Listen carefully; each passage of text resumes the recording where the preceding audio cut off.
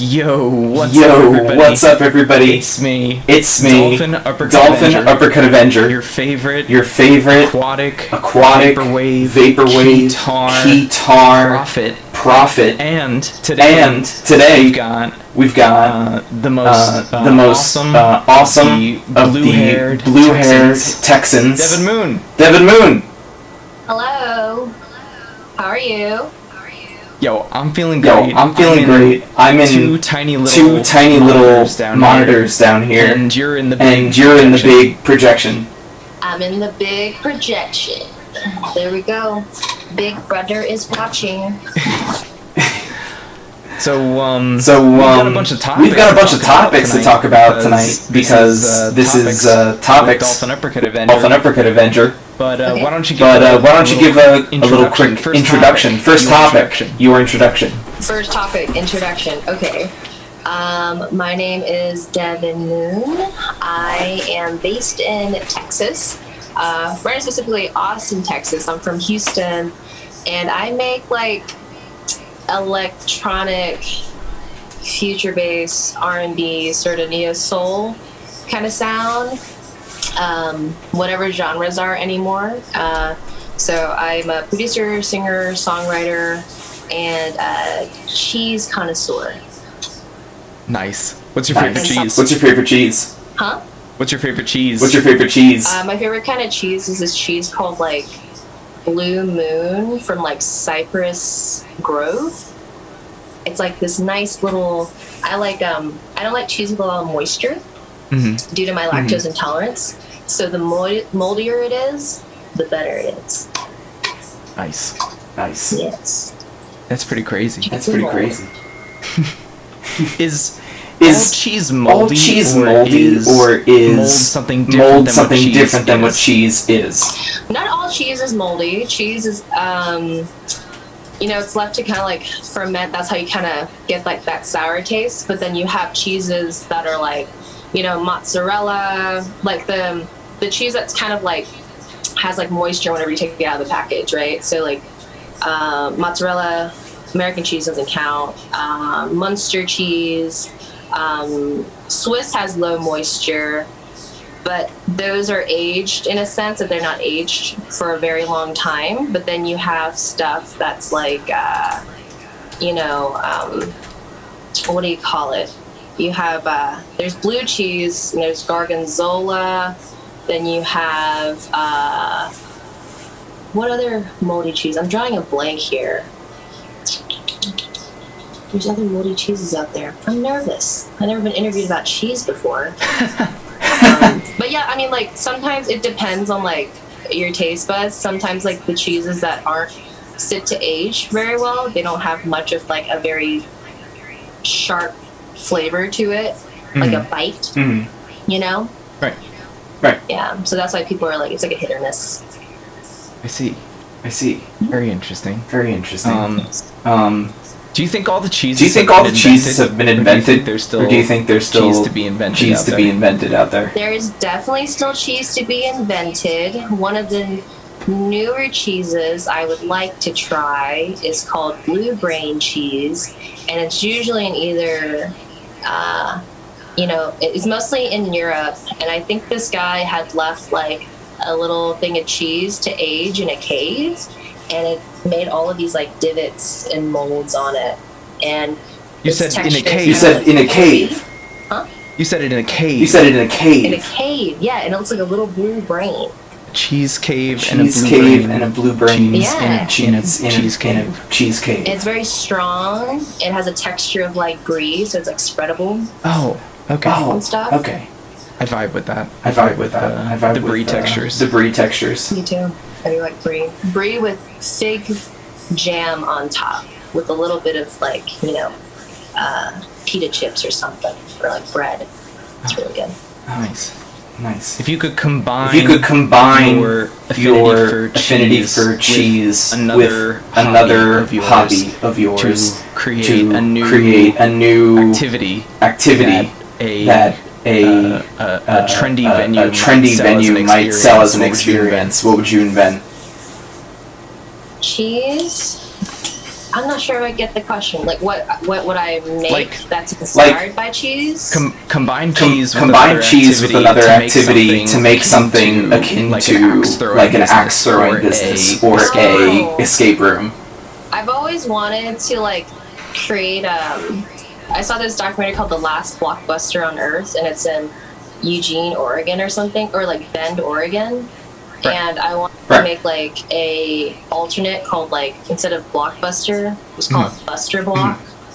And then when you come in, you can like, you know, have like meat and cheese plates and have like cheese venues come in, and then you go get your meat and cheese plate or anything you want to eat and go rent a movie out of a Blockbuster sort of redesigned Blockbuster, kind of nostalgic, and then you go hang out with your friends in like the party rooms and eat cheese and watch movies. Buster Block. Buster Block. Buster Block. It's a strong concept. It's a strong concept. I think. I'm also making a game to go along with my next new project. Ooh. And it's called Cheese Crater. And Cheese it's just Crater? this Cheese kid Crater? in like an astronaut costume that tosses cheese up to the moon so it can eat, and it goes through all 12 phases. And so if you manage to get the moon to get full, moon, Yeah. you go up to the next level, and then you have all these owls and raccoons running across, Okay. trying to eat the cheese that you're throwing out. So yeah, cheese is good. Perfect. And so this is the game you've been telling me about. You said you want to make a game for your music.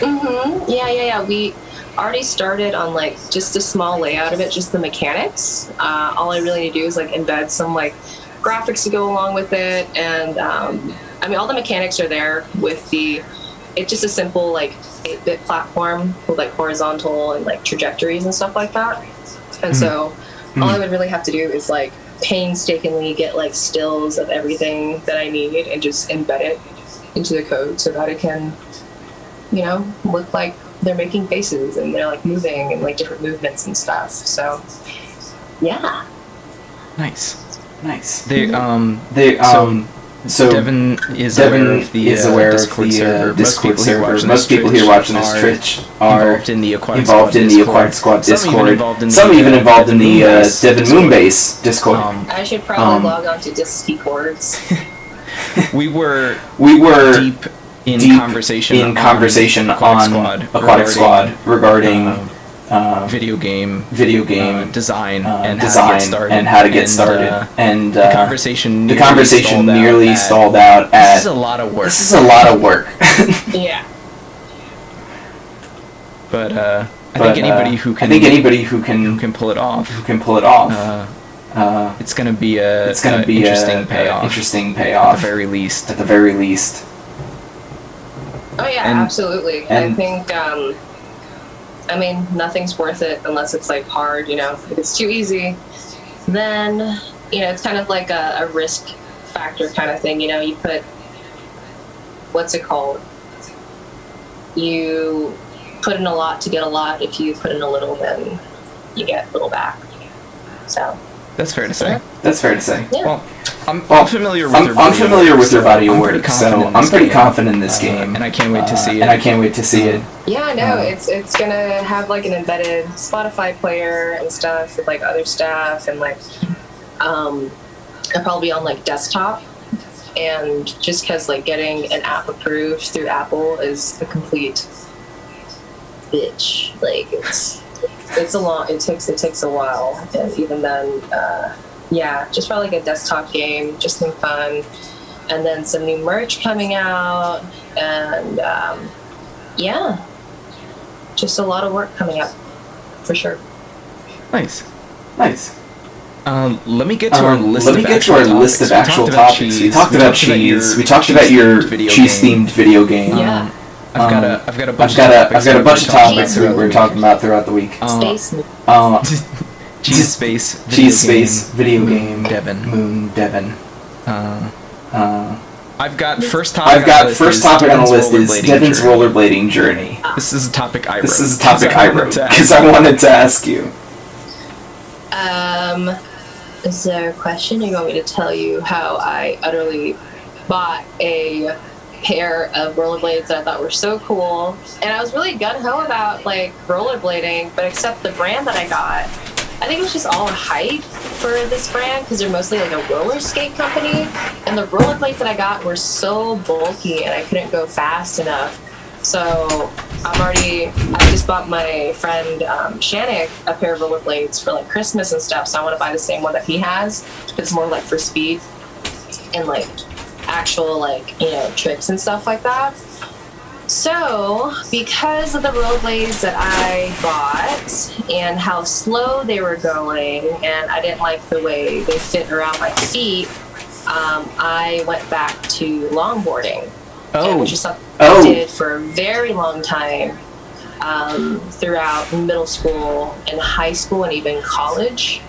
So I longboarded for like, I skated in general for a couple of years, and I sold like my old like Sector 9 and my Santa Cruz Cruiser when I was like in college because I needed money. And then so I just bought like this nice little longboard off of Amazon that was recommended for like, you know, tricks like longboard dancing and stuff, like walking on it. So I just kind of been doing that as like a new physical activity every day and stuff. Interesting.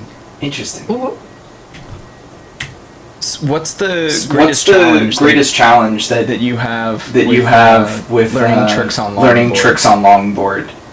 I think right now it's, I mean, naturally when you've done something for so long, it's kind of like muscle memory by that point. But as of this year, I recently found out that I am in like the mid stages of like spinal decay and degenerative disc disease, which isn't, it sounds terrible, but it's just because I had an injury to my neck that's now pushing down on my spine, and I was so active like all of my life up until like 2020 when I was like just working from home a lot. So the only way for the pain to go away is if I stay physically active. But because of the imbalance in my body, because the vertebrae is like pressing on the shoulder, so it's literally like 9 degrees lower than the left right now. Oh my god. It's like kind of regaining and repositioning like all the weight to be more on like my left rather on the right like I usually do. But the good thing is when I ride, you know, I put my left foot first. So that helps a lot more, you know, so all the pressure's on my left foot, so I'm leaning on it.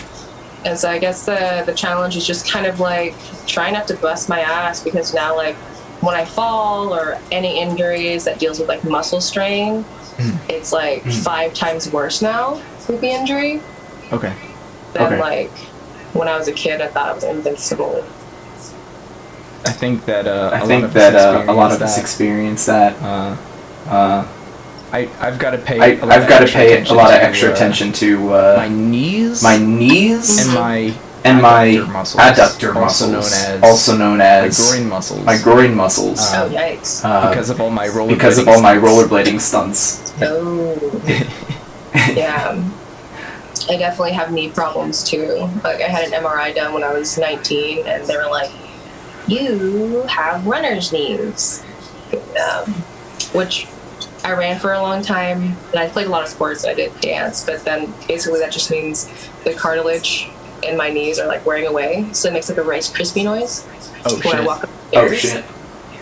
Is that the same? Popping sound that comes from like when you pop your joints? When you pop your joints? No. I can't. No, it's kind of like, it literally feels like you have a piece of like candy wrapper in between your joints and your knees. Yikes. So every time I walk up, it's just like a, you know, it's like very crunchy. Right. Yeah. Sheesh. So hopefully that's not the case for you. No. No. For me, let me actually just pick up my mic. I'm getting a lot of noise from my projector, which is overheating. Not overheating. I hope. Is fine? Am I good? Yeah, no, you're fine. Yeah, no, you're fine. I'm just adjusting some of my settings. So, someone posted a bearded dragon. Check 1 2. Somebody posted what? On May 4th. What they post? What they post? What? I'm on your server right now. On Discord. Yeah. And then I think Piggy posted a bearded dragon. Oh yeah. It's kind of cute. Beardy. That was Beardy. Beardy. Do you know Captain Beard? Beardy, Captain Beard? Yeah. I think I've played a few rounds of Scribblio with him. Right. Yeah. We actually had Chef Tony was our special guest last week. Chef Tony. And we were talking about Scribblio for a good amount of time. But yeah, we were watching Beardy stream on Twitch the other day. And do you know the video game? Chibi Robo? I've seen it, but I haven't really looked into it. It's like a classic GameCube game with a very. It was like a cult classic. It was like a cult classic. And Beardy was looking for Chibi Robo sound effects sound packs to sample and rip them all and then publish them all because nobody else had done it, and he was celebrating by streaming Chibi Robo gameplay. Interesting. That's dope. That's awesome. That's a smart way to do it. Yeah. Good for Beardy. Shout out Captain Beard. I know. I definitely, now that I have my whole setup now and I got my camera and all this gear, I actually am planning on starting to stream on Twitch and stuff. Mostly because all of last month when I was going through this weird recovery period, I was just playing video games for hours, and I was like, because I usually do that when I start a game. I'll run through it really, really fast. And I was like, I should have streamed the fact that I finished Breath of the Wild in 5 days and defeated all the bosses and completed the expansion pack in less than a week. And I did not do that. Sheesh. I know, it's crazy. But I know, and I'm a little late to the Zelda gang. It's just I only got it because it was on sale at Best Buy. So. Right. Yeah. I gotta say. Breath of the Wild is definitely on the top of my favorite games of all time. Oh, God, it's so beautiful, dude. Yeah. It's beautiful. Stuff that has almost nothing to do with the gameplay. Just parts of the environment that have no consequence to the story of the game or the mechanics of the game. Just things that you could traverse upon. Have so much detail in it. Yeah, no, absolutely. I was watching a little history video of the Zelda games with the creator. And basically, when it came out, I think around that time, everyone was really set on incentives, with Super Mario. It's very easy to kind of figure out for the user. But whenever he initially started Zelda, he wanted to create this sense of wonder within the game, where you get kind of confused, but he purposely wanted people to collaborate, to be hey, if you go through this cavern and do this and go get this is how you get this, And so, even since the beginning, it was just this huge free-for-all that you can either, and even with Breath of the Wild, what I appreciate is you can either do, you can either go collect all the shrines, collect all these stuff, and complete your, what's it, Compendemonium or something, the thing in your Sheikah Slate, or you can go ahead and ramp up and go defeat Ganon right off the bat. Yeah. It just gives you the option. It depends what kind of gamer you are, I remember when I was playing Witcher 3, I probably spent a good couple hours just picking herbs. Around the world, just going through the game. I'm gonna pick this up. This is cool. And I don't think you can either be a side quest person, or if you want to be really thorough with it, I think with Breath of the Wild, I was super thorough with it with side quests, main quests, memories, this, that, upgrades, unlocking the true ending, yada, yada, yada, finding all the treasures, And yeah, it's a beautiful game, and I think it's very well made, and it really holds up to this day, even though it was like released like in 2017, I think. I see. Yeah.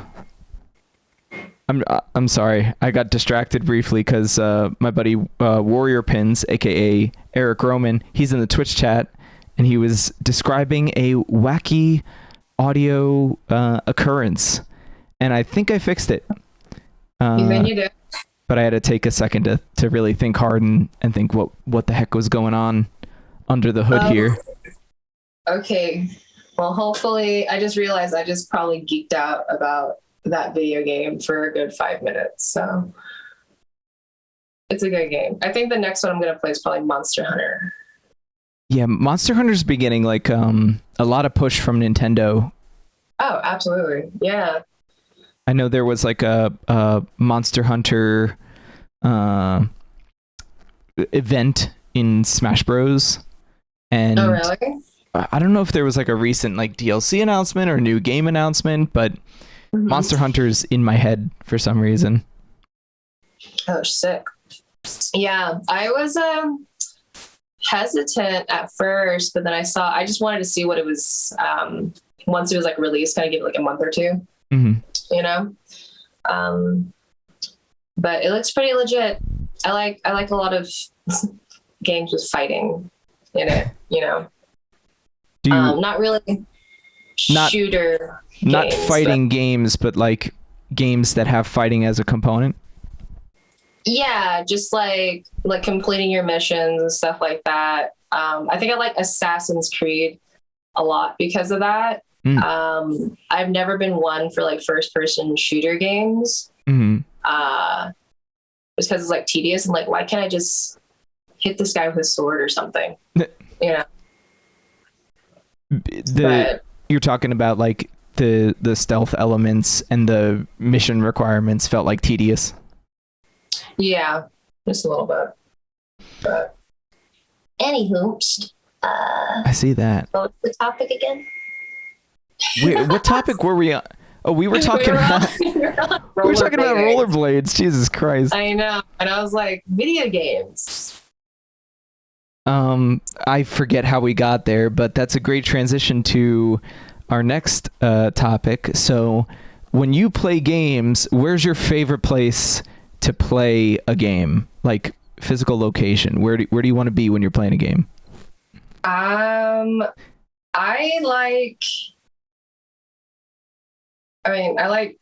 being in here, or at least like just casting it to my like TV and stuff. Nice. The transition worked. The actual topic is desks. I want to talk about desks.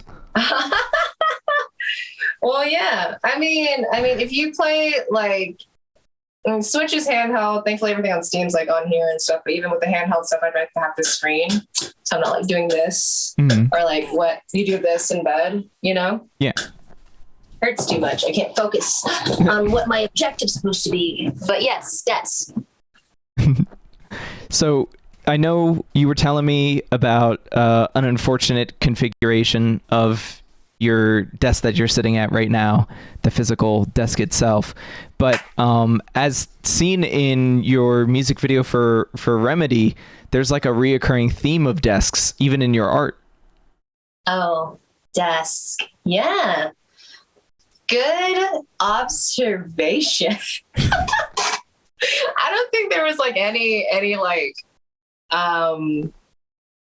sort of deeper meaning other than like well, I mean, so all of that was taken in like our backyard. So we have about an acre of land behind our house right now. Oh.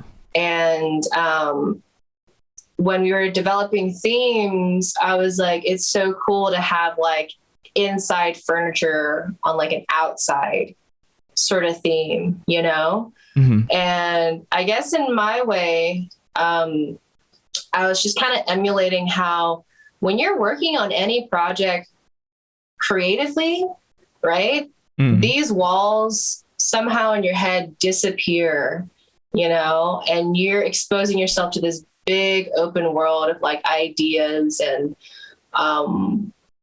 I guess what I'm getting to is like, I don't know, when you get in your zone, you know, it just kind of feels like the whole world is like this, this place that's like yet to be discovered, that kind of thing. And so with Remedy being the song that it is, Remedy being a song of like, I got to do this for myself. It's a song of like healing and like healing yourself and finding your purpose again and just discovering yourself again. So having like sets within like the open area, it's kind of like, you know, there's so much yet to be discovered, and outside of like just this one desk right here, you know, or like this one area right here, that kind of thing. That's beautiful. So, yeah. And desks are cool. I mean, like we learn, most likely everything you learn is at a desk, right? So maybe desks subconsciously to me just kind of represent a symbol of learning something new, growth, right? You learn, I bet you half the people that do music or even more, everything you've learned with music, with art, with anything you know, is at a desk on your computer, maybe in school, you know? And if we continue on wanting to learn forever, then we'll stay young forever. I've heard that sentiment in many different contexts. It always seems to hold true. Yeah. That's really interesting. And that's a great point. I'm thinking about the ergonomics of the desk, and I'm trying to think about like, because you made such a good point when you said that that desks are always involved in like learning and in especially in like work, like focused work. So yeah. I think to myself, like, I wonder if the desk as like a genre of furniture is the it's so popular because it's the best ergonomically to do work on over such a large range of activities, or if there was like just a specific event in history that kind of pushed desks to become the preferred work surface. I mean, like you meant like it's more convenient to kind of like be on a desk and do stuff, right? It put the most simply, yes. What I'm asking is if the desk is so popular, or just simply why is the desk so popular of a work surface? Did somebody make it popular? Like, was it marketing, or was it's literally the best ergonomically to work on?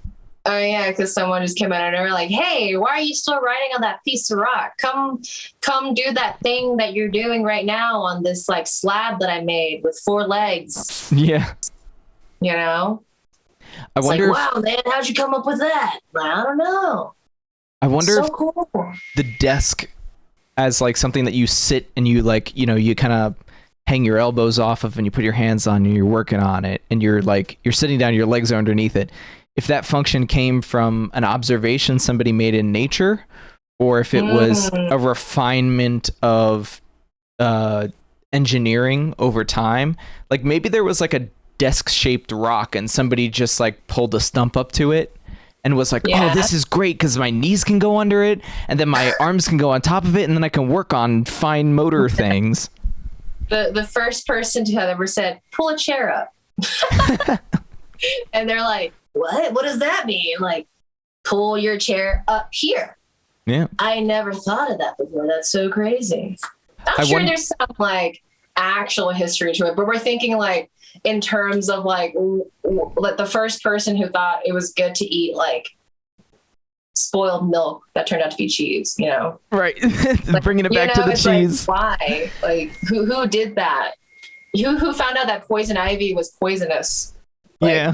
That poor bastard just like ate it and like, oh man, this sucks. Yeah. So, yeah. I mean, I haven't really thought about it before, but I mean, again, if you really do think about it, majority of your life is spent at a desk.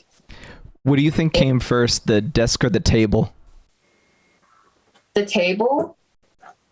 I think tables did. because it was just always a place for eating, right? Mm. And then, I mean, now that I think about it, maybe desks got more popular as technology started to grow, you know, like within the industrial revolution, you had people just having more time to just kind of like the printing press too, you know, like more things had to be done at a desk other than eating.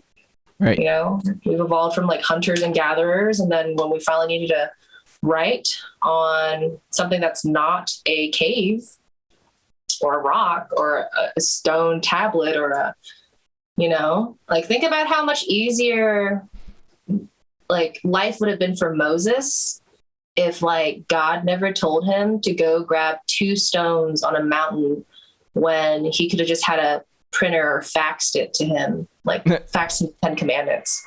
Yeah. Do I really have to climb up there, or can you just fax it to me? You know? Yep. That's interesting to think about too.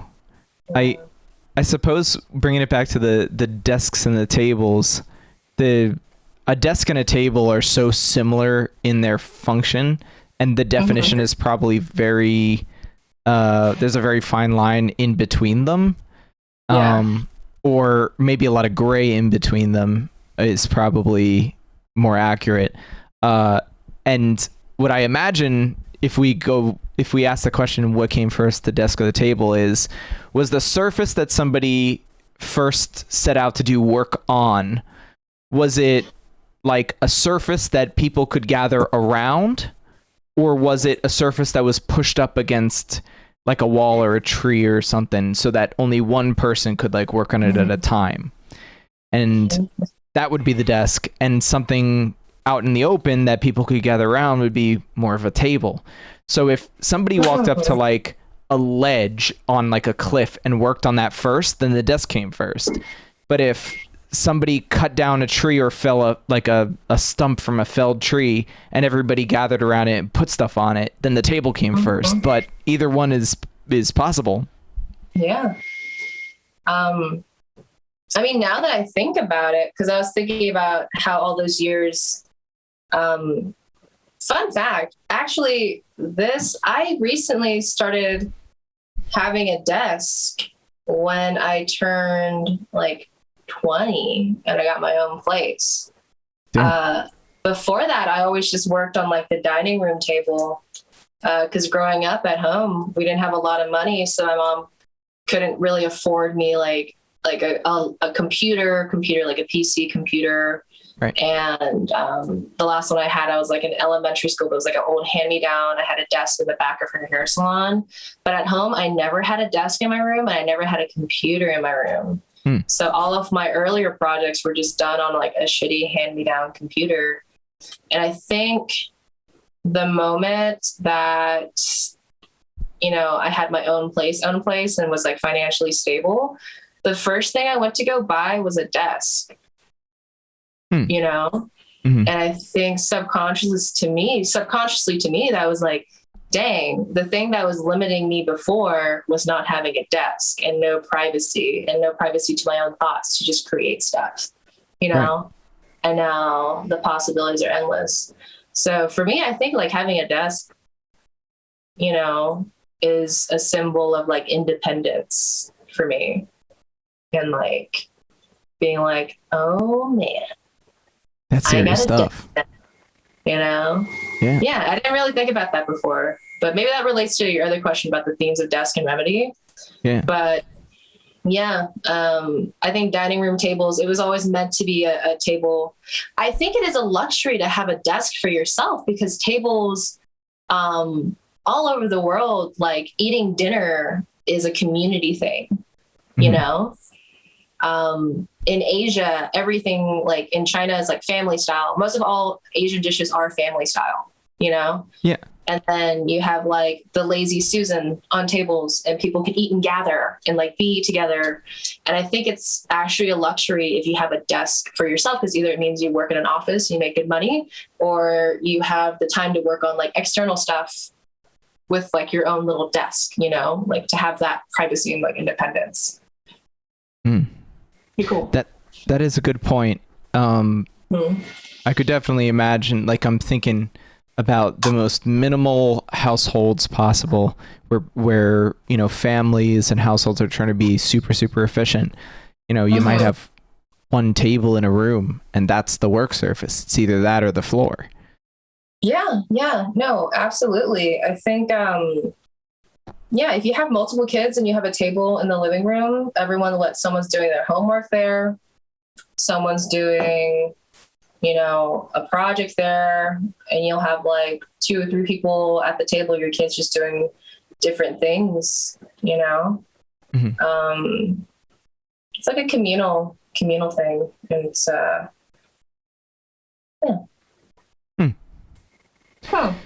What, do you have any desk essentials? Desk essentials? Yes. Yeah. I actually, so this is like my studio room. Out there over here is like is the master bedroom, and we have like a whole desk area too. Because my partner does like software engineering and stuff, so he works on this side and I work on like the other side.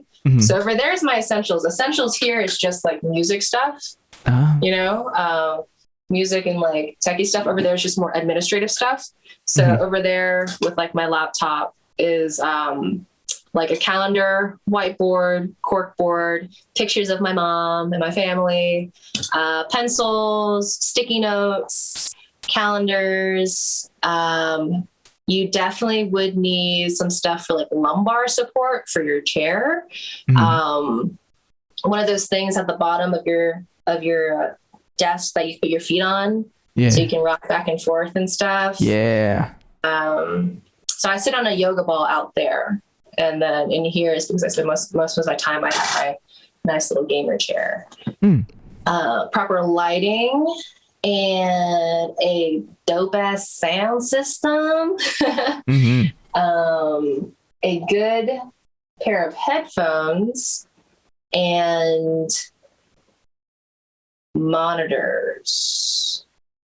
I have one in here. So one of these, it's around, I think 200 hertz, and it's a curved screen. Oh, sick. But out there, my partner has 4 of them lined up like that. Holy shit. It's a lot. That's awesome. So yeah, I would say desk essentials, have 2 monitors. Always have 2 monitors. I need to set up a second one in here. So mega desk. That's fascinating. This is what they're watching on the Twitch stream is essentially my monitor setup, and it's absurd. Wait, let me see if I can send you in, because we're in Zoom right now, if y'all are wondering. Let me try and send you in I'll Zoom. send it via Discord. I know it lags if like I do this and go through here, but Sherb is my wallpaper. Oh, Sherb. We have the same hair. You do? Holy shit. He's so handsome. You and Sherb. All right, so now in Zoom you can see what the viewers are seeing, which is this absurd projection wall and I see it. CRT monitors over here, and what else? Apollo's over there in the corner. He's hiding. I appreciate the greenery. And the ferns that are just growing on top of my old CRT monitors. You see your hand? That was your hand. Yeah, this is my hand. Well, I'm standing next to the camera here. Hello, camera. Hello.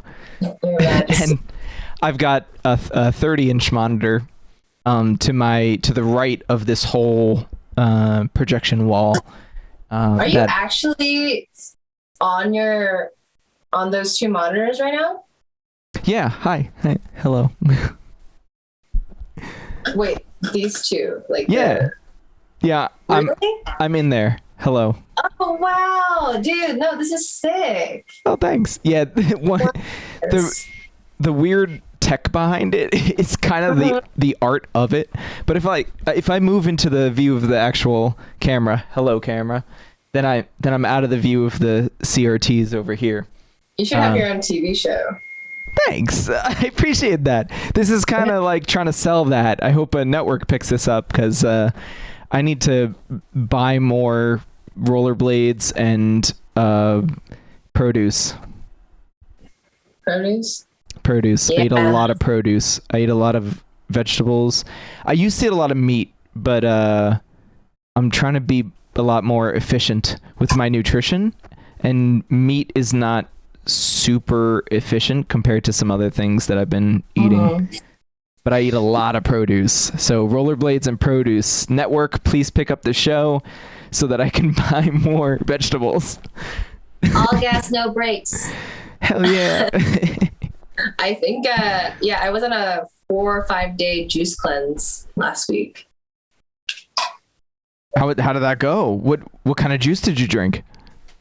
So I have 7 bottles a day. So in the morning I was like beet juice-esque, and then I have a mid-morning snack, which is like turmeric tea with a little bit of like ghost pepper and orange juice and all that stuff. And then like there's like spinach and dandelion and watermelon juice, and like, and if I was working out or doing anything physical, I would have this mixture of like cashew milk, cinnamon, dates, and water.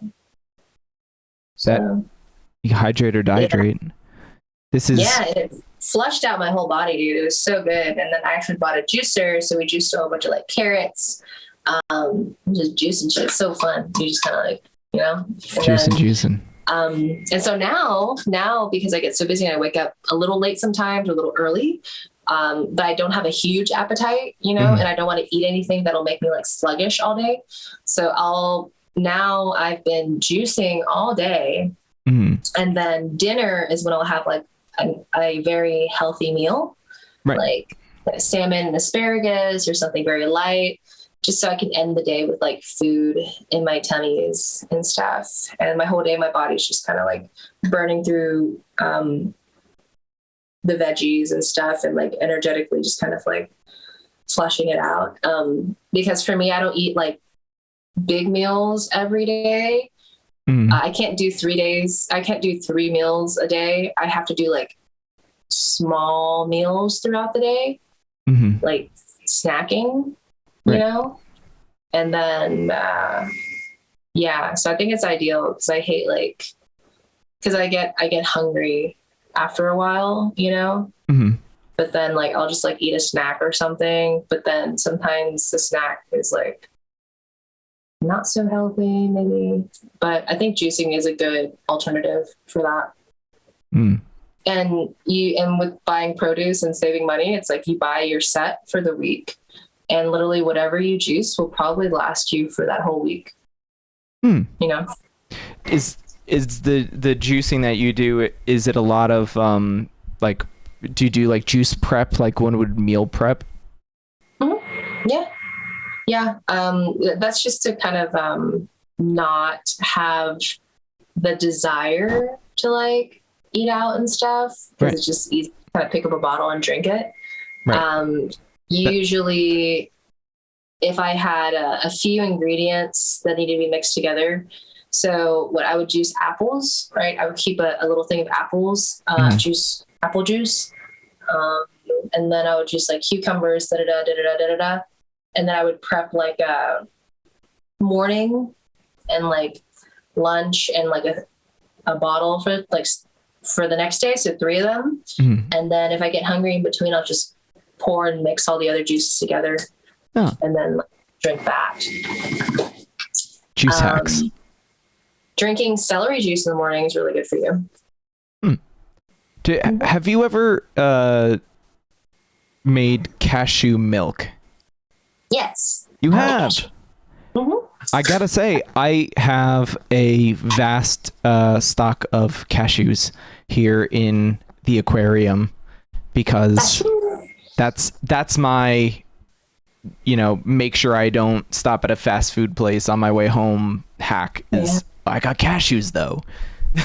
Yeah, I'm in between. I have to be careful with cashew milk sometimes. I think the safest milk for me to drink is probably hemp milk and oat milk, but I do have a cashew milk brand that I really do like. It's just that I'm very allergic to soy milk. Oh. And I'm very allergic to soy, and that's developed recently, which is the worst thing to happen if you're Asian. Right. Because like a lot of my favorite dishes have tofu and like, you know, all that stuff in it. And like all like my childhood drinks were just soy milk, you know? Mm-hmm. And so I developed this like the soy allergy. So anything that's from like the brand Silk and stuff like that. Because they make the alternative milks with soybeans too, not with it, but like it's in a factory that contains it. Yeah. So cross contamination, I'll literally break up into like, I'll get like hives here and my throat will get super itchy. My mouth will get super itchy and I get really sick. And, I can't drink real milk because I'm severely lactose intolerant. That makes me super sick too. So, yeah, there's only one brand of cashew milk I like, but I like oat milk and hemp milk the best. But oat milk is really, really good. Yeah, I've had oat milk once or twice. I don't know what brand. I don't think I've had cashew milk before. I think I've just eaten many pounds of cashews over the last year. Yeah, so cashew milk is you blend up the cashews with H2O, then you get a cheesecloth and you strain it, you know, and that's pretty much it. Cashew milk. Perfect. Mm-hmm. That's how you make cashew milk. I mean, I have so many cashews, I might as well give it a shot. I need to find a supply of like a big old sack of just raw cashews so I can prepare them however I want, save some money, because I just get like, you know, Costco supplies of you know, pre-roasted cashews. Nuts are expensive, dude. I went to the store and I think I just bought some macadamia nuts or something. It was like $8 per container. Yeah. And then I saw like some Brazilian nuts that I liked. It's like $13. And I was like, why are nuts so expensive? I don't remember them being this expensive, but I don't like peanuts. I hate peanuts. Yeesh. I like cashews and I like macadamia nuts and Brazilian nuts, but I don't like peanuts. Not peanuts, huh? No peanuts. I do. I like some peanut butter sandwiches, peanut butter jelly, peanut butter and banana. You don't like that? I don't like peanut butter. I don't like peanut butter that doesn't have all the added sugar in it, but I've been trying to avoid added sugar because that's not, you know, I was saying, you know, being efficient with nutrition, you know, refined sugar and carbohydrates not super efficient in delivering nutrition. So it's like I don't stock peanut butter anymore. I haven't had peanut butter in a long ass time. I think the only time I'll ever eat peanut butter is if someone had like crunchy instead of smooth. Yeah, you like the crunchy? I like the crunchy. Crunch. The crunches. Let's look at the topics because I know this next one I planned because I know you'd want to talk about it. We actually got two that I'm excited about bringing up, but Rick and Morty. Rick and Morty. Hold on, I gotta go get the boys for this. Get the boys. So for those of you that do not know, Rick and Morty is a cartoon on Adult Swim.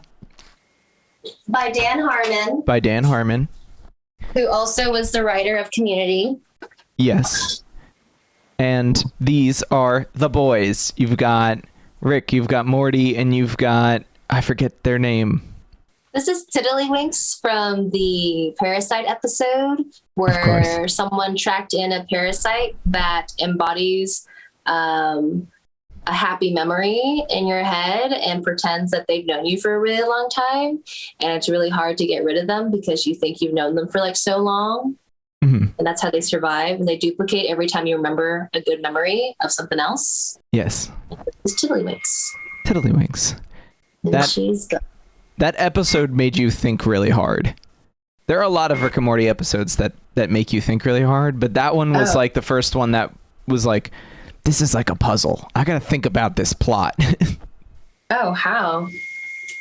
Just like when they were trying to like figure out like which characters were parasites and which weren't, and then it started with Mr. Poopy Butthole, right? Yeah, Mr. Poopy Butthole. But he turned out not to be one of the parasites, which was the big twist at the end. No, he did not. He was Beth shot him, and the characters figured out that the people that they see that they don't have any bad memories of are probably not real.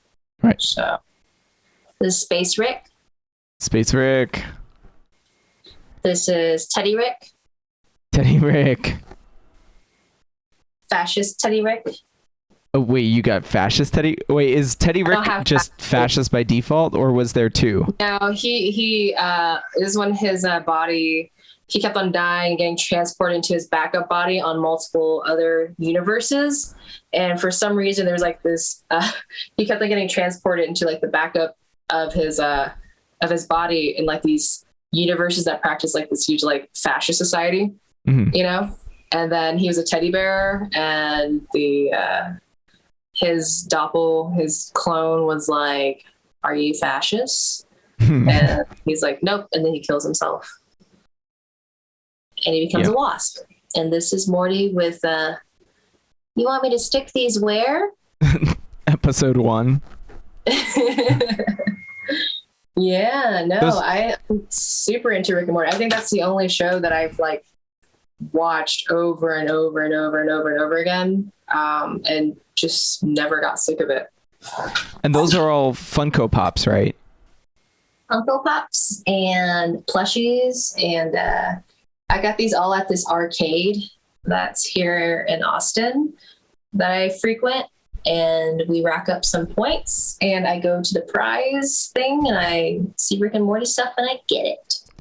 So the Funko Pops primarily come from it being a factor of A, they're Rick and Morty, and you love Rick and Morty, and B, because they're at the arcade that you love earning points at. Yeah, it's like 10 minutes away. What games do you play to rack up the points? So I play, let's see. So they're the games that don't earn you any points or tickets. And so what's the one? So it's like half and half. I'll do like the ring thing, and I'll gather like tickets and stuff like that. And then there's so they're the ticket games, but those are just to rack up points. But they're the games, and I usually play like this Halo simulator game with like 4 players and stuff like that. I've seen that. And they have the original Dance Dance Revolution there. No way. Then I like playing what's it called? Oh, they have what's that one with Laura Croft? Tomb Raider. Yeah, they have a Tomb Raider arcade game, and I have I do like this coin game thing too, and I'm trying to collect all like the characters of Wizard of Oz for like 5,000 tickets, and they have go-kart racing. They have a really nice bar and restaurant and really stellar prizes. But most of the tickets that I gain for these are in like those like simple like crane machine things that you gather up like the tickets and stuff. What do they do? Like there's like a ticket, or there's like a bunch of tickets in like a plastic sphere, or no, it's a roll. It's like it's a ring that looks like this. Okay. It's like a roll, and then on the side it'd be like 900 tickets, 500 tickets. It's like redeemable. And yeah. So you redeem them for tickets, and every time I go, I have this dude that I call the Pinballs Santa. And Pinballs is an arcade here. It like blows over like Dave and Buster's 100%.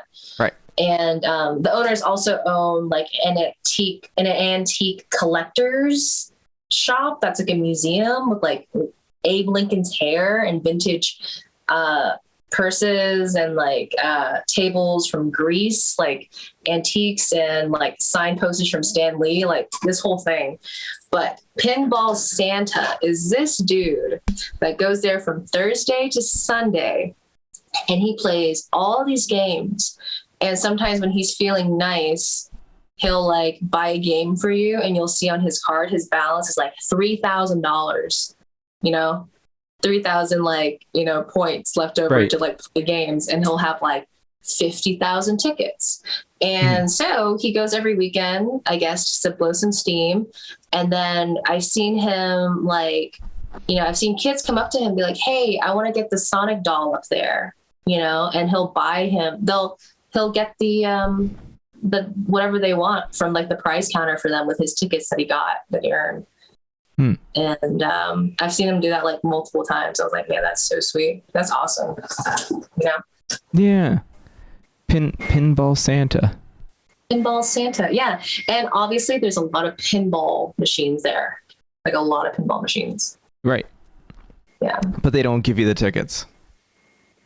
No, I think you can get tickets from the pinball machines. Oh, you can? Yeah. It's all thematic. There's like South Park ones, Batman ones, Rick and Morty ones. What's the ones like Thundercat ones? Oh man. Adventure Bros. Are those the vintage ones? Yeah. Holy shit. Because like all the arcades by me, for those of you that don't know, I am here at coastal New Jersey. There are quite a number of arcades at the beach, and we have some other arcades scattered around New Jersey, but really centered at the coast. But like, it's very specific that there's like a genre of games that are like made specifically for collecting tickets, and then like everything else does not have tickets. Like you can't get tickets from, you know, playing any of the video games. You can't get tickets from playing any of the pinball. You have to play ticket games, which most often revolves around just straight gambling. I like gambling. I'm really, I just got back from Vegas visiting my dad. I took some friends like 2 weeks ago, just to go see my dad, just go check up on him. And then I won $800 at roulette. And me and my friends have like weekly poker games. So we play poker every Friday. And we buy in with crypto. And we play with crypto money. So, and I've been playing poker since I was like a child with my family. So maybe that's why I just like going to arcades a lot or something, like the ticket games or something. I don't know. In the extended Dolphin family, it's sort of a rite of passage to beat your parents at skee ball. Oh, wow. Yeah. That's like a thing. It's more important than any other of your typical rite of passages, more significant than, you know, high school graduation, more significant than like, you know, like church stuff. So like communion, confession. No. If you could beat your mother or your father at skee ball, it's a big deal in the Dolphin family. Okay.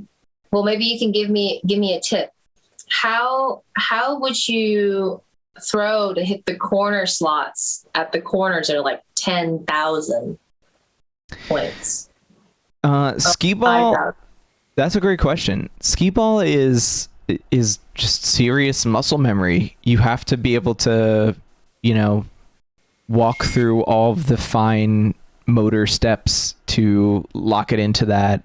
And it really is just a matter of like, you gotta have the coinage to practice, because you gotta experiment and see what works. And then you have to be able to recall the muscle memory from reaching down to get a skee ball and then coming back up. You have to be in that perfect position. You have to have that muscle memory, and you got to be, you know, clear-minded and focused Because if you start getting shaky, you introduce chaos into the equation, and then the skee balls go all over the place. Mm-hmm. So it's really a matter of golfing. Yeah, it's just like golfing. It's just more lights and tickets and coins than golf. Oh yeah. In golf, there's more grass. I feel like I don't know if you played golf recently, but I feel like now at our age, I was like, I appreciate golf a little bit more. It's nice. Yeah. But I've not played golf recently, but I love mini golf. Mini golf is sick. Mini golf is like skateboarding versus like marathon cycling. Mini golf and golf. It's like you could go to the skate park and you could do like tricks and it's sick, and there's a whole infrastructure there. Or you could like take your bike on the road and like go for like the fine motor skills that you need to excel at marathon cycling and the strategies and stuff. It's kind of got that energy contrast between mini golf and golf, and I wish mini golf could be more of like a serious thing. It would definitely like sell better on TV if it became a thing. It became like a celebrity mini golf challenge. That's what I'm talking about. I think that's like same thing with the skee ball thing. It's like when you hit a course where there's a curve, right, where the hole is, you kind of, if you played enough, you kind of already know how to swing your putter to kind of like make it do a curve, instead of like straight on. That kind of stuff, like the momentum, like where to hit it. Same thing with pool too. I don't know how often you play pool, but I like playing pool. I think I like pool better than golf in terms of like watching and participating. It moves a little faster. Like angles,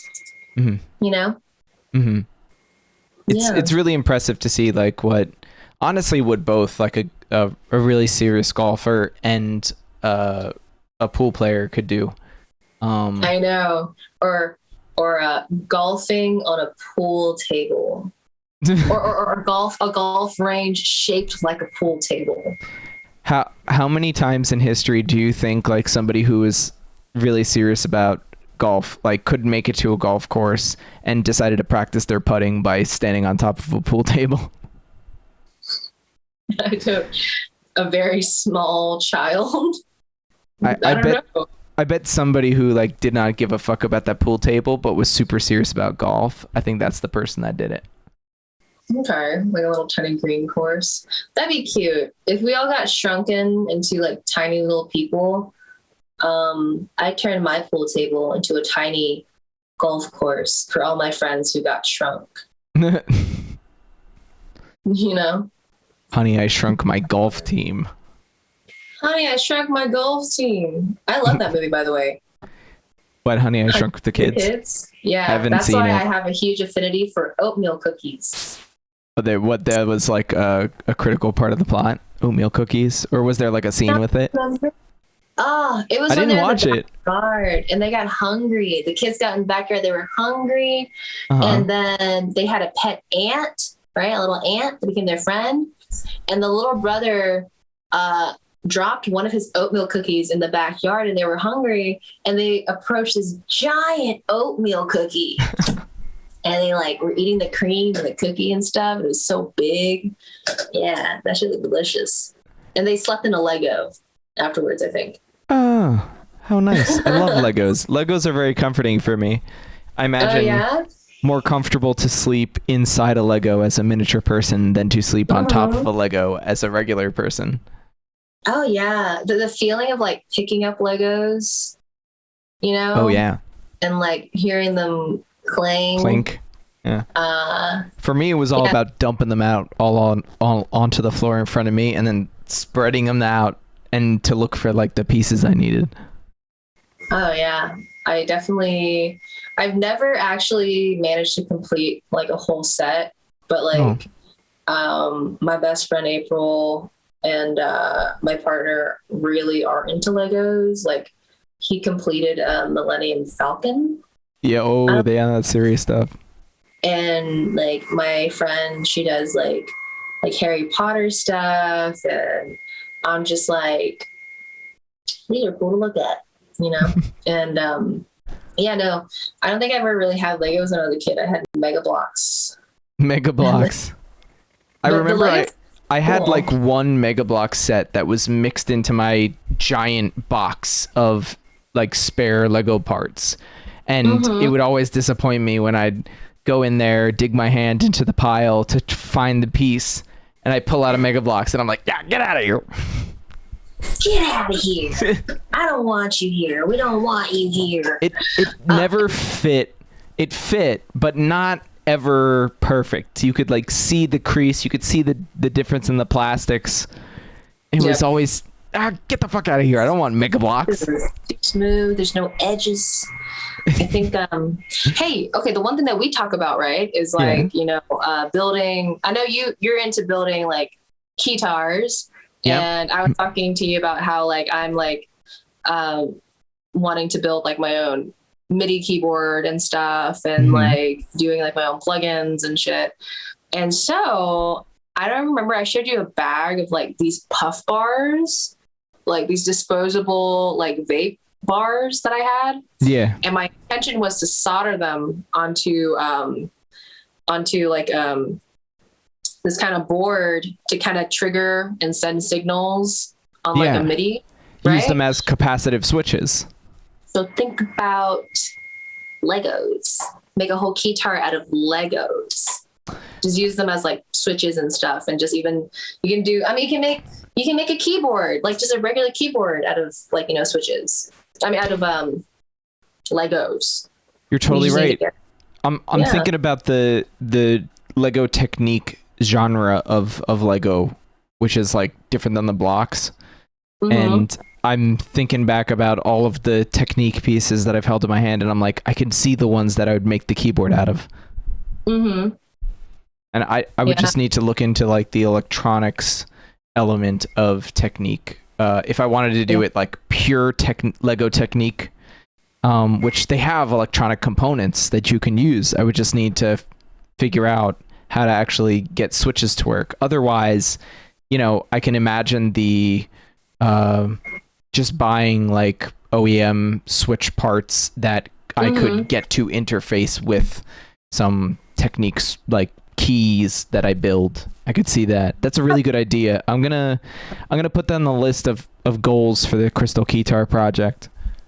No, definitely. I'm sure like since like the Legos would just be an external part, as long as you have the kit with all like the what do they call it, the wires and stuff, and all the pre-built stuff. Yes. To install and all the technical stuff done. I think externally using Legos wouldn't be a bad idea.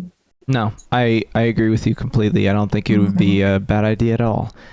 No, I think it's kind of crazy because you meet like two types of people in the world. The ones that just kind of like are really into taking shit apart just to put it back together and just making things, you know, and the other half is just like, if it works, it works. If it breaks, I'll go buy a new one, kind of thing. And I feel like you're this person too.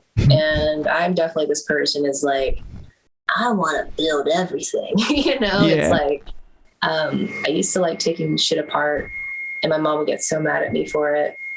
And like, just like little things, just so I could see. And like, even though my little brain couldn't understand, it should be like, ooh, so cool, wires. And I used to hang out in like the engineering department at my school. And I would just, you know, solder shit together, you know, or play with like the 3D printer or something. Something about like making something DIY is like really nice with your hands, you know? Yeah.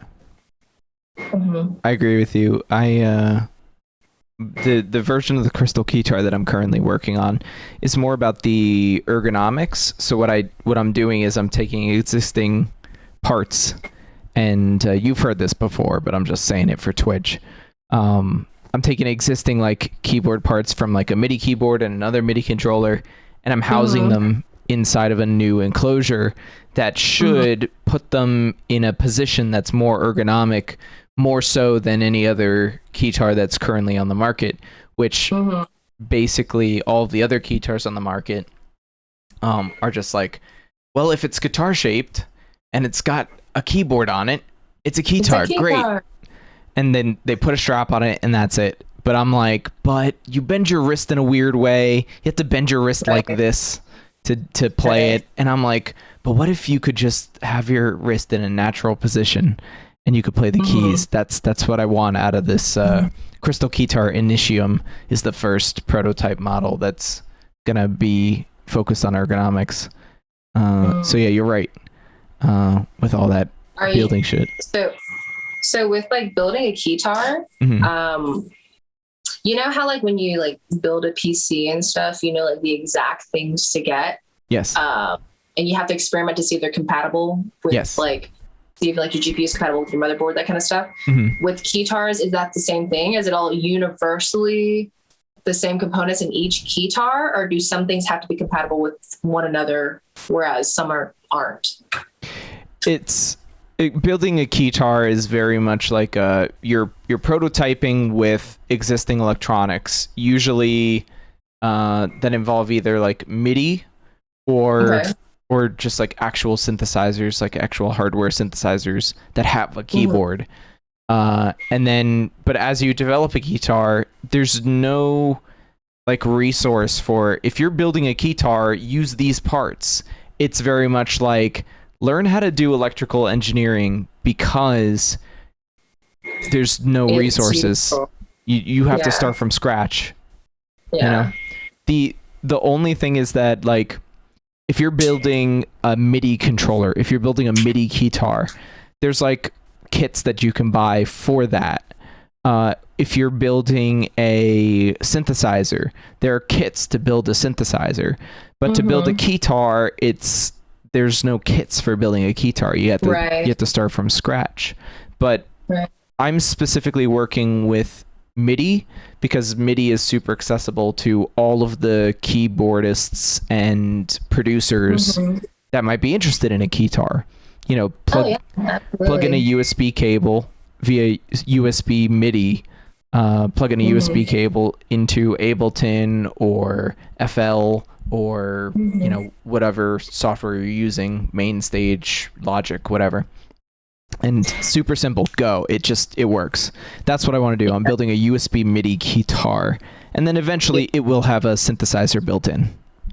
Is it USB to USB-C or USB-A? I'm a big fan of the USB-C shape because it's easy to plug in. It's reversible. So USB C to USB, right? Yeah. So for the first version of the keytar, I'm going to be using USB-B to USB-A because that's what most MIDI controllers have. Right. Most USB MIDI controllers. So like you have like cable? A printer cable. Yeah. Exactly. So that's what's going to be in the first version, but I've been talking to some other engineer friends of mine about possibly doing USB-C, possibly doing an Ethernet cable, because then you could plug your keytar into like a network and control a computer from across the network, which would be awesome if you're working in like really big venues, really huge music venues. Yeah. Because Ethernet cables can go really far and they're really cheap. So they're used a lot in pro audio. I think that was so right now I'm doing, another thought came to my head. I was like actually looking at something. MIDI was almost called UMI, Universal Musical Instrument. That's so much cuter. But the guy was like, I forgot who it was. He was like, nah, that's too cheesy. Let's do MIDI. I was like, umi is like, I think umi in Japanese means like waves or something. And I was like, that would have been so perfect because dot wave files. Yeah. I might be wrong about the umi, but yeah, I think umi is like some sort of tide or wave in Japanese. Yeah. And I was like, damn, that's so much cuter. We could have had it. I need to get an umi. Yeah. So cute. We got MIDI. It must have been the guy from Yamaha. Urgh. Oh no, I don't think it was the Yamaha dude. It was the Roland. Because what were the? It's like there's Roland, Kwai, Yamaha, and one other person. But I was gonna say, maybe it was the Kwai guy. What is playing right now? Oh, whoa! What is happening? Somebody playing right now? Okay. Anyways, okay, I'm gonna turn this off because my projector just started making some scary noises. Let me see.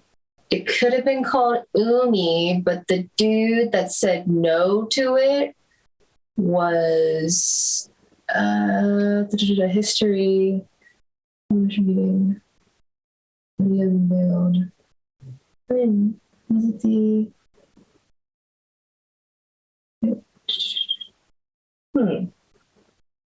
Oh, I'm on the Wikipedia page. Yeah, it's somewhere in here. I forgot what I was reading it. Smith was the guy that thought it was corny. Sequential Circuits. Yeah, Dave Smith from Sequential Surface thought Umi was corny sounding. Come on, no. Dave Smith. Come on. Stupid. I don't like it. Yeah, that was back in like the 80s, and there was probably a lot of, bullshit toxicity about cute sounding things, and no, it's gotta sound serious for serious musicians. Can't be Umi. No, it has to be Umi. Umi's so cute. But the person who was the person that coined it? It was like Kakehashi or something. Roland, the founder of Roland, Ikutaro Kakehashi. Yeah, so umi is ocean in Japanese, which would have been perfect because we now use, when someone sends you stems, right? Yep. You want it in a WAV file.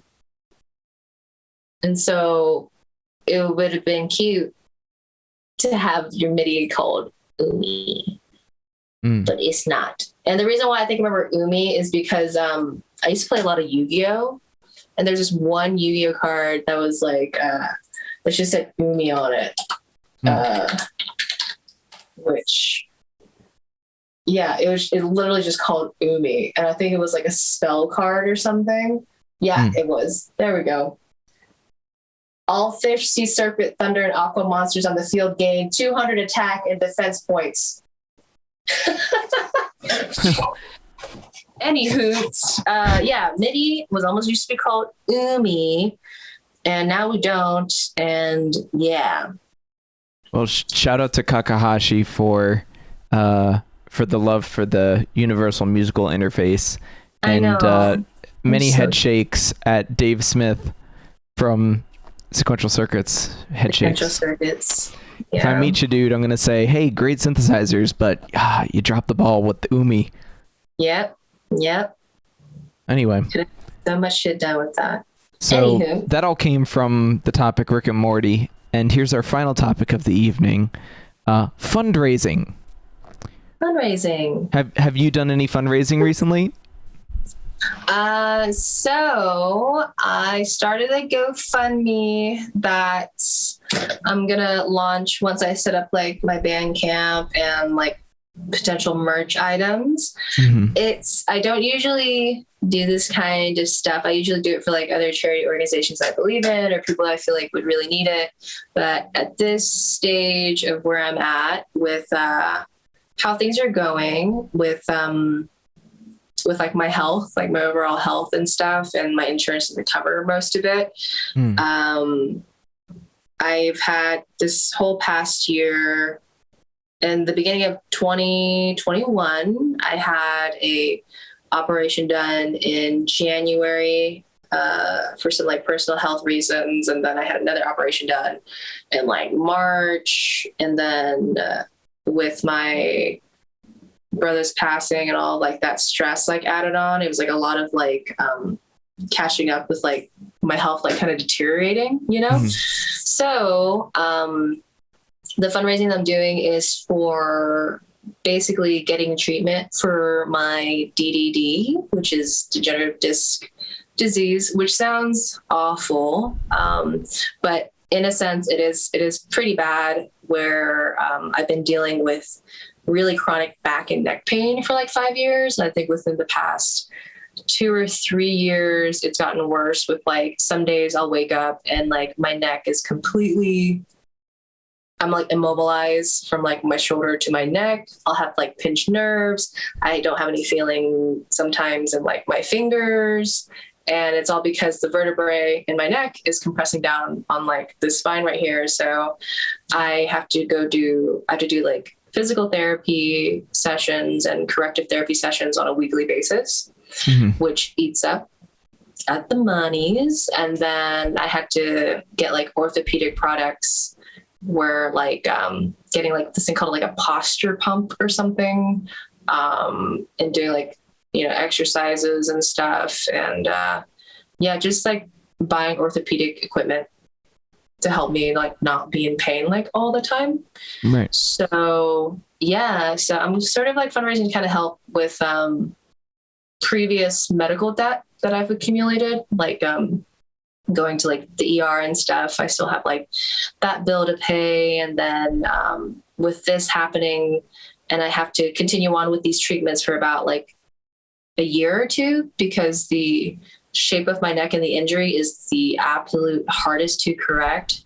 And so I'm going to have to like really gun it for like the next 6 months to a year to kind of avoid further degeneration within my spine, so that I can avoid getting spinal fusion surgery. And so, and another part of it is like, I have an emergency root canal that I have to do from a root canal that got infected in high school. And it's making me like clench my jaw, and it's all related to body spinal stuff. So I'm doing fundraising to kind of help me pay this and continue my treatment, and to get like better help and better like equipment to kind of help me like function a little better. But yes, that's it. And I'll give you the GoFundMe link once I like officially launch it, like probably tonight or something. And it just feels weird talking about like my personal health, physical stuff. But I think it's gotten to the point where like a lot of it has been very financially overwhelming, you know, and when you go to appointments, it just leads up to other appointments and more checkups and like all this stuff. And so that's why I want to open up like a shop in like Bandcamp or some other things to kind of, you know, give some people something back who do end up donating, you know? But I'm with it. Definitely give me the link to the fundraiser once it starts. I'd love to help you out with that. We didn't really discuss this much. I know you just said before the show you wanted to talk about it, but I'm definitely down to help anyway, Ken. I was mega hesitant on it for a while because I thought I could handle it. But the last couple of appointments I've had have been very like stress inducing. Right. And then someone just told me, they're like, with anything that has to do with your bones, if you have an injury or something, it practically becomes a full-time job. Right. You know? Yeah. And so, it's super true. So I was like hesitant on it. So I decided to do it. But I might do outside the GoFundMe, maybe doing like a small like stream or something. And just to kind of help kind of push it forward, you know? And yeah, the money's just going to help me a lot with just kind of alleviating that part, because a lot of the work that I'm doing with my spine and everything is kind of taking away from like actual work that I have to do, you know, because I can't sit for very long or else I'll like be in pain. So yeah, no, we can talk about it later and see what else might be a good fit to kind of, because I don't want to be like, help me, I'm hurt. I'll be like, hey guys, you know, I don't know. Yeah. I say you don't got to feel bad about it at all. It's I definitely appreciate the bravery and the gumption needed to, you know, bring this out into the public and say like, okay, so I did my best, but now this is going to require more of a community effort, and here we go, you know. So in that regards, I would love to help you out. If you do like a live stream fundraiser, I'd love to help you out with that. If events are slowly coming back, I'm planning on doing that, you know, Dolphin Uppercut Avenger North American tour to visit all the cities. So maybe that'll sync up, but possibilities are endless. Please let me know how I could help. Yeah. Right now, this month of May for me right now is just my, not chill month, but like getting back into the groove kind of thing. Along with everything that's happening, like, you know, like my brother passed away in like February. So it's like picking up from that and helping my mom like fix her house. So I think the whole first 4 months of 2021 was just me occupying my time with helping everybody else around me, but also catching up on like health stuff, you know? So I think this week was like the first week that I'm like, okay, that was crazy, you know? And so this May is like my catch up month for myself, if anything. So I can definitely have the time to like just plan more things more thoroughly for the next year or so. Definitely. Mad respect for that. Putting in the work, getting stuff done. Surviving. That's what we do out here. And we support each other. I know. Getting old sucks. And we're not even that old, but it's like, Jesus. Like, I remember my back didn't hurt when I was in school. And now it's just like, shit, that sucks. So, it's cool. I hope they come up with some awesome, like, future cyborg solutions for us. Yeah, no, like one of my really good friends, like she's in a wheelchair, you know, and me and her have the same like back problems even though like her situation is like completely different, but we like bond on that sense, you know. And I tell her all the time, I'm like, I wish I could just buy you bionic legs, you know, or you know, and we see the same like chiropractor, the same like massage therapist, the same like physical therapist, that kind of stuff. That's so funny. And so, like that kind of thing. And I was just like, man, I wish I could just give you like bionic legs or just give you a jetpack so you can, you know. And both of those things are coming. I know. I wish I could have a thing, like a little nanobot in my neck to snap my neck back in place. So, yep. I support that. Elon Musk, do it. Elon Musk, help Devyn out with the neck thing. The neck thing. Oh. Yes. Anywho, yeah. Is that the last the topics? That was the last topic. At this point, I usually throw it back to my special guest to give the final word. If you have a final topic, it's topic. It's up to you. It could be a topic or just a brief whatever, you know. Okay, so final topic is: would you? Do you think you could be best friends with your favorite anime character? Yes or no? I'd have to pick my favorite anime character first. Do you have a favorite anime character? I have multiple anime characters. That was a hard question. I'll pick one quickly. I love from people who tuned in last week with Chef Tony Antonymous. I love both Spike Spiegel and Faye Valentine from Cowboy Bebop. Oh, nice. I'm a very patient person. I can adapt to personalities, and watching Cowboy Bebop, I feel like I relatively understand their characters. So the question was, could you be best friends with them? Do you think you would actually be really good friends with them if they were real? And that's being completely honest with yourself, you know? Probably not, because one of the things in life that I've learned is that geography and proximity are really important to close friendships.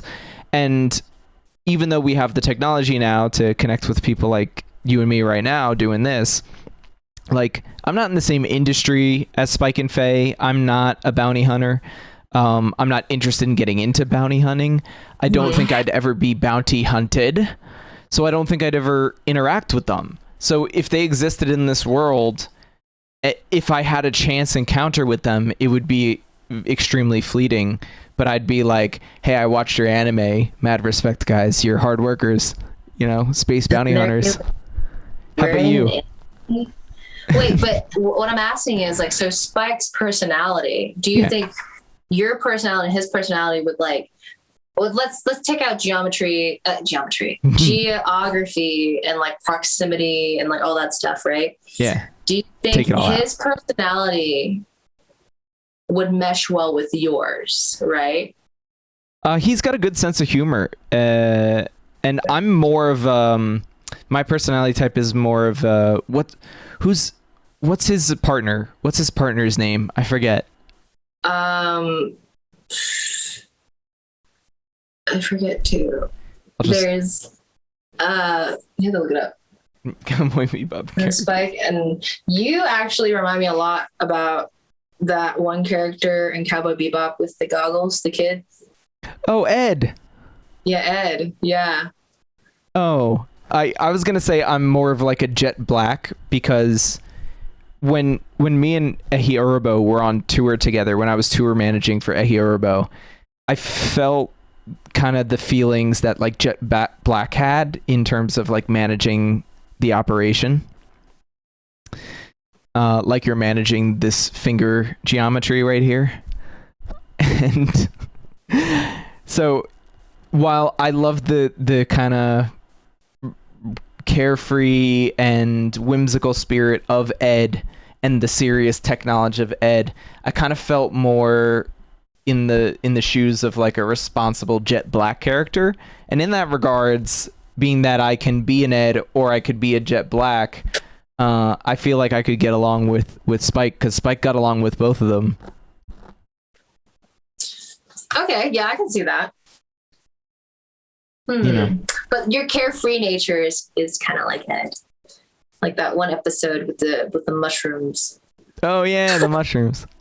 Well, let's eat this. My carefree attitude, I feel like, is a little different than Ed's. I think mine comes from the fuckets. I don't think Ed's comes from the fuckets.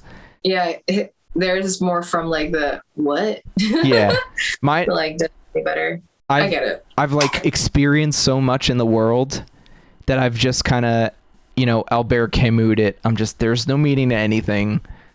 There's, you know, let's just do whatever is fun. What? You're a Shikamaru or from Naruto. I don't know enough about Naruto characters. I didn't watch Naruto. It was, by the time I got into anime, it was too daunting of a time commitment. Dude, I think I got into Naruto when I was in like second grade. Yeah, second grade's a good time to get into Naruto.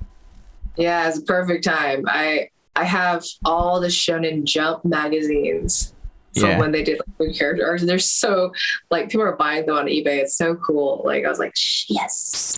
But I definitely think I know you just want to go see Demon Slayer with Ehi too, right? I did. another a Haribo adventure. He was like, "Let's go see Demon Slayer." Did I cry? No, actually, I didn't cry. I was like, oh man, he really put himself out there, and he, he suffered. I'm not gonna spoil it because it's a fresh movie, but I was like, man, he really put himself out there for his team, and made sacrifices. But yeah, I don't think that the movie earned the tears, and that's why I didn't cry, because I was like, I just met this guy. No. Yeah, I think it's because I don't know. I got really far into the series. The manga already is like surpassing the TV series because they're following it straight through. It's very different. Very rare for an anime to come out with a movie that chronologically follows the actual series. Yeah. Usually it's a filler, Yeah. But they did it in a way to introduce new people into Demon Slayer. But if you ever get the chance, you got to look into the villain that he was fighting at the end. Yeah. And his backstory. Yeah. In the manga is so tragic. Do you get more of the villain chronologically in the manga, or will I, if I keep watching the anime, as the anime comes out, I'll learn more about that villain? There's only one season out right now. Yeah. Of Demon Slayer. Yeah, I've already watched all of it. I'm talking about like future airings of the anime. Oh, just read the manga, because I don't think this anime is ever going to have any fillers. Oh, okay. And there's no filler. There's no filler episodes in this anime that I've seen so far. And what you're saying is the series going into like season 1 Demon Slayer going into the movie skipped over the villain's backstory. No. It's all chronological. You don't get to the villain until a couple books in, because he comes back. Oh, he comes back. Okay. And then you find out his backstory. Oh, okay. Yeah, you find out his backstory then, but they're just following chronologically, so it's all like chronological. So his backstory didn't occur in Mugen Train, but it occurs whenever he comes back. And I think Tanjiro seeks a revenge or something. So you think the anime will cover the backstory if it continues? Oh yeah, no, they've done a good job of just following the manga exactly. Oh, good. Like everything, like even the movie followed the chapters exactly right down to the animation. And right down to the positions of where the characters were sleeping on the train. Oh, nice. Like it has not been led astray from the manga at all. Right. Yeah. So. Yeah. The only criticism I had of that, I thought it was a very nice movie. I just thought that they were really trying to like milk the tears at the end without earning it in like a way that connects with humans emotionally. I'm sure a lot of people did cry.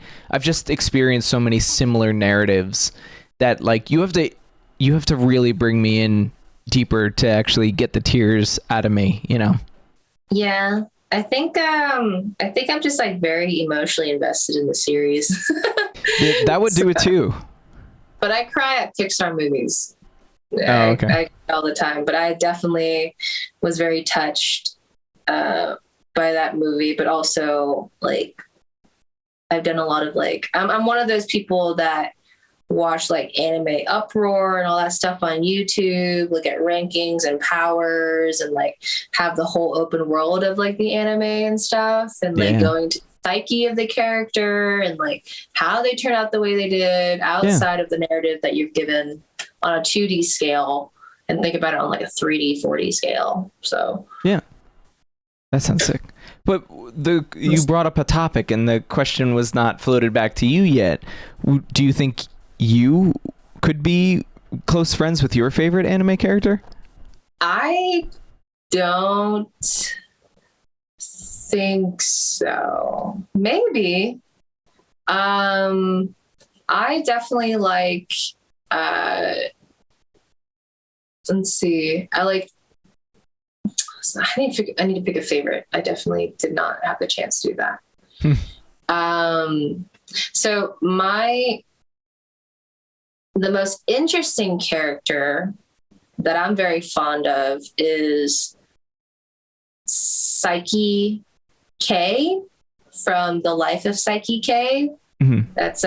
It's kind of like a satire anime on like Netflix. Mm-hmm. He breaks the fourth wall a lot. You know, he's like an alien.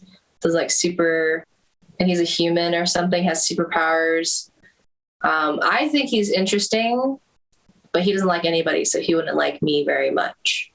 And like, I like Tanjiro a lot from Demon Slayer, but he cries a lot. Yeah. And I'm just like, ooh, that's annoying.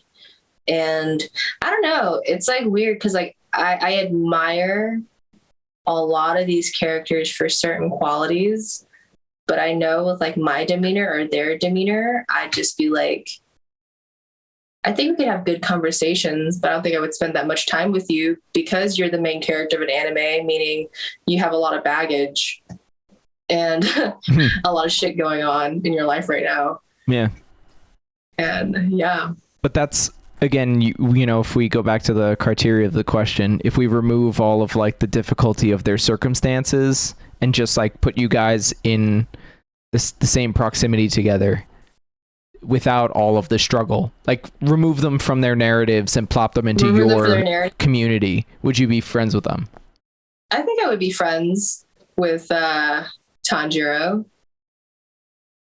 I think we'd be good friends. Is Tanjiro the lightning guy who cries a lot? It.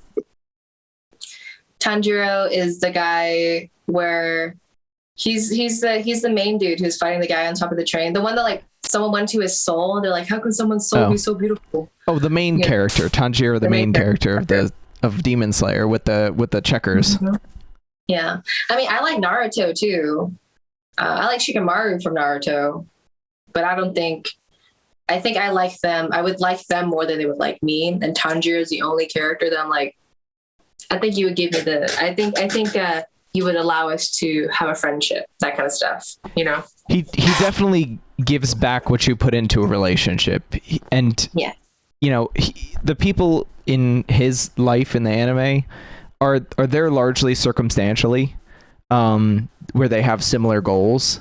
But in that regards, he is able to connect with people really well. So if you were trying to be friends with somebody from an anime, Tanjiro would be a great person to try and connect with because he'll just give you what you put into the relationship. If you give him good vibes and you're like, I want to be friends, he'll be like, all right, yeah, let's be friends.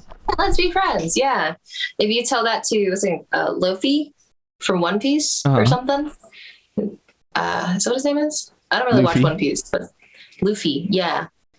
And then he'll just be like, yeah, let's go on an adventure. I feel like if you try to become friends with him, he would exhaust you a lot. Well, yeah, he would try and rope you into his scheme.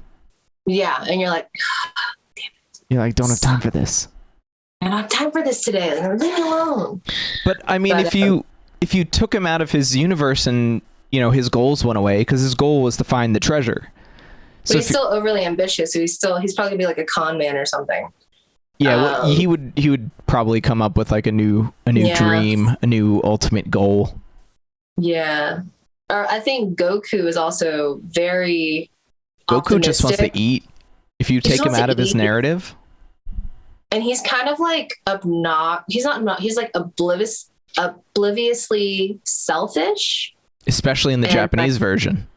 Yeah, he's very like, I don't know, he's like too optimistic. Like very like rose-colored glasses kind of person. Yeah. And you're just like, what? Yeah. You know? Well, in his world, he's just died multiple times and he knows there's an afterlife, so he can approach things with reckless abandon. Yeah. And then he's just like, yeah, come jump off a cliff with me. I'm like, I can't do that. Yeah. I can't. I won't. I will die. I'm too busy, Goku. I got shit to do. I can't die. I gotta do a fundraiser. I gotta make some music. Jesus Christ. I know. And when Gohan like goes to college and gets an actual job. Yeah. He's like, I don't got time for this, Dad. I gotta go to college. I can't die in a battle for the universe. I know. God. It's like, I don't have time for this. I don't have a savings account. You know.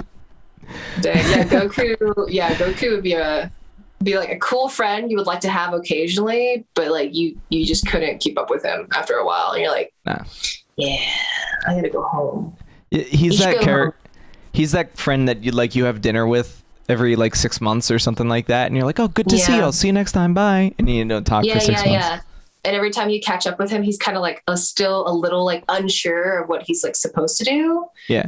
In life, and still kind of and then he'll order a lot at restaurants and then make you pay for it. He will. That'd be a serious barrier for friendship with me, because Goku, I can't afford this. I know you like food. I can't pay for this. All right. Well, yeah, that was a good question. I like that question. Yeah, I agree. Yeah. Good question. Good question. It's you like your anime characters, but do you think you would actually be friends with them? Or is it the person that you always wanted to be, but could never be? That kind of stuff. Yeah. Well, I think we could both be friends with our pick, which is a good testament to you and me.